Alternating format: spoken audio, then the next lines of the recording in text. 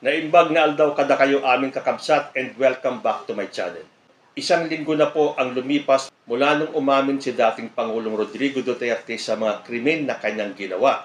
Pero bago po tayo magpatuloy, isang shoutout po muna tayo kay June Siriban ng California at kay Imelda Tolentino ng Switzerland. Maraming salamat po sa patuloy niyong pagtangkilik sa aking munting channel. Okay, ako po kasi ay nagtatanong bilang isang ordinaryong mamamayan. Ano na po ba ang update? May nagsampa na ba ng kaso kay Rodrigo Duterte? Dahil napanood po ng buong Pilipinas, ng buong mundo ang kanyang pag-amin sa mga krimen na kanyang ginawa nung siya ay presidente pa. Na kahit si former president mismo ang nagtanong bakit daw hindi pa kumikilos o nagsasampa ng kaso ang DOJ sa kanya, samantalang aminado naman siya na matagal na siyang pumapatay. So ano na kaya ang update? Kumilos na kaya ang DOJ? Hindi ko naman po masasabing wala silang ginagawa dahil hindi naman po natin talaga alam. Or baka naman may ginagawa na sila, kumilos na sila at pinaghahandaan na nila ang mga kasong kanilang isasampa. Dahil mapapaisip ka naman kasi talaga, umamin na yung tao at yan ay under oath pa. Umamin siya sa pagpatay dahil sabi niya matagal na nga daw siyang pumapatay. Inamin niya ng Davao Death Squad. Inamin na niya na sole responsibility daw niya ang lahat ng ito. Pero bakit wala tayong naririnig na may kumikilos? Sa Senado siya umamin. Ano na ang ginagawa ng Senado? Wala. May narinig na ba tayo? May paliwanag na ba sila kung ano ang susunod nilang gagawin? Nasaksihan natin yung pambabastos ni Duterte sa Senado. Yung kanyang walang puknat na pagmumura. Pero may ginawa ba ang Senado? Kung naiba-iba lang na resource person yan, isinight na yan for contempt. Pero meron bang nag-cite for contempt? Wala. Parang takot na takot silang lahat kay Duterte. Umamin na nga mismo yung tao. Mamamatay tao siya. Pero walang pagkilos mula sa Senado. Walang pagkilos mula sa mga ahensya ng gobyerno. Kaya nga nagkakaroon pa ng pagkakataon itong si Sal Panelo para sabing joke lang daw lahat ng sinabi ni Rodrigo Duterte sa Senado. Pero nalaman po natin na polisiya talaga ni Rodrigo Duterte ang EJK dahil inamin po niya yan.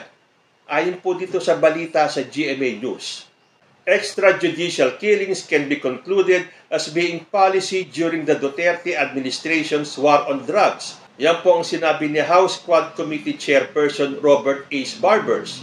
Kung pagbabasihan natin yung mga nabitawang statement ng ating Pangulong Duterte, maaari na tayong magkaroon ng konklusyon na naging polisiya ito dahil naging parang order ito.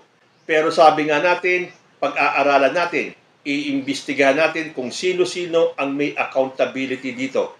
Mahirap kasi na ituro lamang sa isang tao itong pag-i-implement nito. Dahil kung libo-libo ito, sino dapat ang managot dito? Tama nga naman, hindi naman pwedeng si Rodrigo Duterte lang ang dapat managot. Kahit na sabihin niyang he takes full responsibility. Paano yung mga nag-implement ng EJK? Hindi porke sinabi ni Duterte na siya ang magpapakulong, ligtas na at wala ng pananagutan yung mga taong nag-implement ng EJK. Pero narinig po natin lahat na aminado si Duterte sa mga krimen. Pero ang kanyang former presidential chief legal counsel na si Salvador Panelo ay minamind condition ang taong bayan na walang inamin si former president. Sabi po kasi dito sa balita, former Presidential Chief Legal Counsel Salvador Panelo said, the extrajudicial killings, if ever there was one, during the Duterte administration's drug war were not state-sponsored. Nakita nyo kung paano gustong baluktutin ni Panelo yung mga salita ni Rodrigo Duterte. Ganyan talaga ang mga abogado. Kaya alam niyo para sa akin, ang unang-unang makakasama ni Duterte sa impyerno, yung mga gantong klaseng mga abogado. Yung mali na pero ipagpipilitan nilang tama. Kahit na buong bansa na ang nakakaalam na mali ang ginawa, pero para sa mga abogadong tulad ni Panelo, tama pa rin ang ginawa ni Duterte. Sabi ni Panelo, the policy was for the law enforcers to arrest, jail, and file cases against those involved in illegal drug trafficking.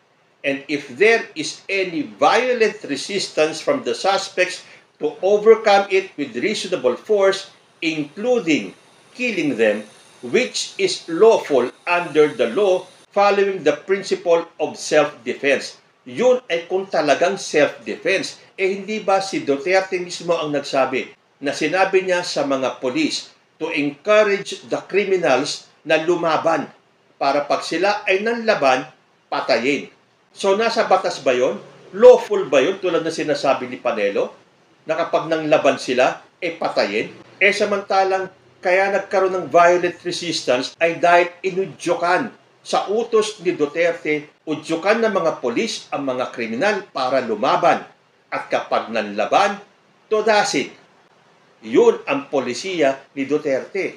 Sabi pa ni Panelo, no admission was made by PRRD in the commission of any crime, nor was there any admission to his having created a Davao Death Squad. Nakita nyo nga kung paano ginagawang tanga at bobo ni Panelo ang taong bayan. Sabi niya rito, wala daw admission, walang pag-amin na ginawa si PRRD.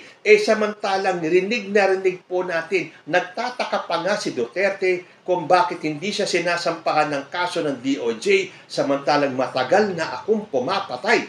Yun ang sabi niya. Pero para kay Panelo, wala daw pag-amin. Nasaan ka ba, Panelo, nung time na yun? Hindi ba nasa tabi ka ni Duterte? Hindi mo narinig yung kanya mga sinasabi?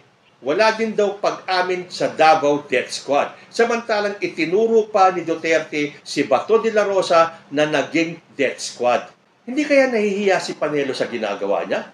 Marunong ka pa kay Rodrigo Duterte? Umamin na yung tao, pero para sa'yo, hindi pag-amin. Kung hindi pag-amin yung ginawa ni former President, ano?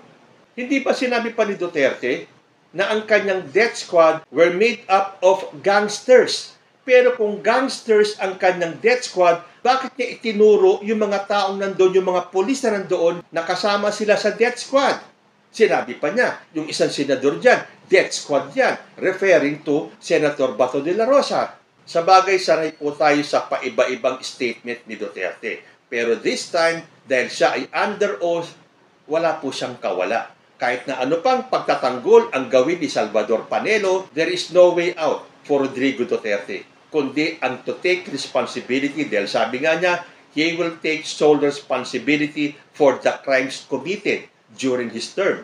And yet, the former president also said he would take full legal responsibility for his administration's war on drugs but will not apologize for it.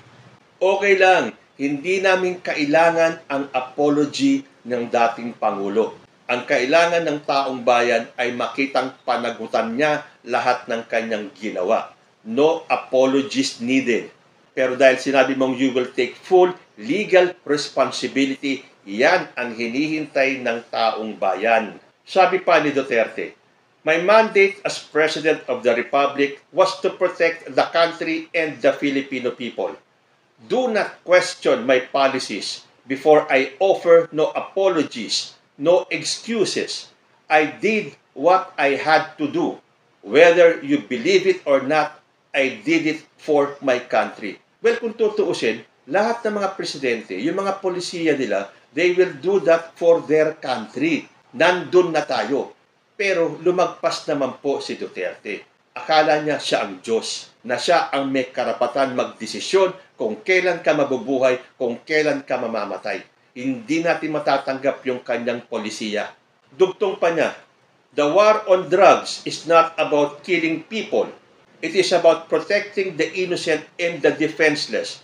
The war on drugs is about the eradication of illegal substances such as shabu, cocaine, heroin, marijuana, party drugs, and the like. Okay, nawala ba? Na-eradicate ba itong mga drugs na to matapos nung 6 na taon ni Duterte? Hindi Sabi ng iba, naging tahimik daw ang Pilipinas during his term. In some way, yes. Pero bakit tumahimik? Dahil natakot yung mga small-time pushers and users na sila ay matokhang. Meron bang mga big-time na mga drug lords na nahuli at napakulong? None that I know of. Tapos sasabihin na, naglabasan na naman kayo? Siguro naglabasan ngayon dahil hindi na sila takot. And yet, the government is running after them. So kahit na anong sabihin ng mga anti-BBM dyan, na wala daw ginagawa ang gobyerno tungkol sa war on drugs, naglipanan naman daw ang mga adik, Pero para sa akin, maganda yan. Maglabasan ulit sila para sila ay ma-identify at mahuli at bigyan ng chance to rehabilitate themselves nang hindi kailangan kumitil ng buhay, nang hindi kailangan may mga mapatay para lang ma-eradicate ang problema sa droga. Ang tanong nga matapos ng 6 na taon, matapos ng libo-libong namatay, na-eradicate ba completely ni Duterte? Hindi. Hindi ba mismong sa City Hall ng Davao may mga empleyadong nagdodroga?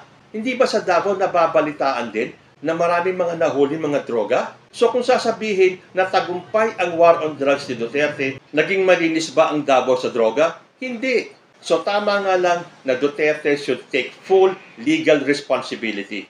Pero hindi naman po dapat pabayaan na lang yung mga taong involved mismo, yung mga nag-implement ng tokhang, basta gumala-gala na lang scot-free. Full responsibility ni Duterte? Yes. Pero dapat lahat ng involved ay managot.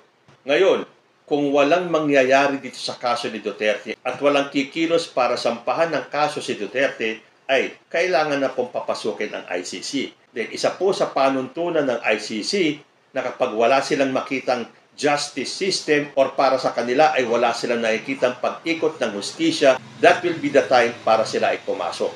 So, hindi kaya sinasadya naman ng DOJ na huwag magsampa ng kaso para makapasok ang ICC? Dahil wala na po talagang kawala. Pwede pong sampahan ng kaso si Duterte. Kung naging ordinaryong tao lang yan hindi na nakalabas ng Senado yan at dinampot na dahil sa kanyang pag-amin. Kahit na si De La Rosa, sinabi niya na Duterte's admissions could be used against him, na pwedeng magamit ang kanyang admission sa mga kaso na isasampa sa kanya. Dahil sabi nga ni Antonio Contreras, if there is anything critical here, what happened is a test to our system of justice. Because if we are not able to prosecute Duterte now, despite his public confession, then I would personally reverse my position and would now agree to allow ICC to acquire jurisdiction simply because if that happens, one condition for ICC to intervene would be met, that we will be unable to prosecute. Alam mo, nagtataka nga ako talaga Kasi sa aking pagkakaintindi, yes, wala nang jurisdiction ang ICC sa Pilipinas. Pero yan ay mula nung tayo ay kumalas. Yung hinahabol naman ng ICC ay yung mga krimen na nangyari bago pa tayo kumalas. Kahit na ano kasing bigay ko ng katwiran na oo nga wala ng jurisdiction ang ICC sa Pilipinas, pero paano naman yung time na nandun pa tayo naganap yung mga krimen nung tayo ay miyembro pa? Parang ganun lang kasimple, or hindi ba? At bakit ba kumalas si former president sa ICC? Dahil ba natunugan niya na siya ay paiimbestigahan? At ang nakita niyang solusyon ay umalis sa ICC para hindi na siya mahabol dahil kapag tayo ay kumalas na, wala ng jurisdiction ang ICC? Parang napakasimple lang isipin na may pananagutan pa talaga si dating Pangulo sa ICC nung time na miyembro pa ang Pilipinas doon. Kaya kumalas ka sa ICC, then natunugan mo na iimbestigahan ka. Pero ganun lang ba talaga kasimple yun? Well, siguro para sa ating mga simpleng mamamayan, ganun kasimple yun na dapat siyang managot. Pero sa mga taong nakakaalam, pinagdidibatihan pa yung jurisdiction na yan. Pero may ICC man o wala, pumasok man sila dito o hindi, dapat pong panagutin si dating Pangulong Duterte sa kanyang pag-amin sa mga krimen na nagawa niya during his term. But again, I may be wrong. Baka naman talagang marami pang prosesong dapat pagdaanan. Kayo po, ano ang masasabi ninyo? Comment lang po down below at magbabalik ang usapang Tito Man. Diyos ti Agnina.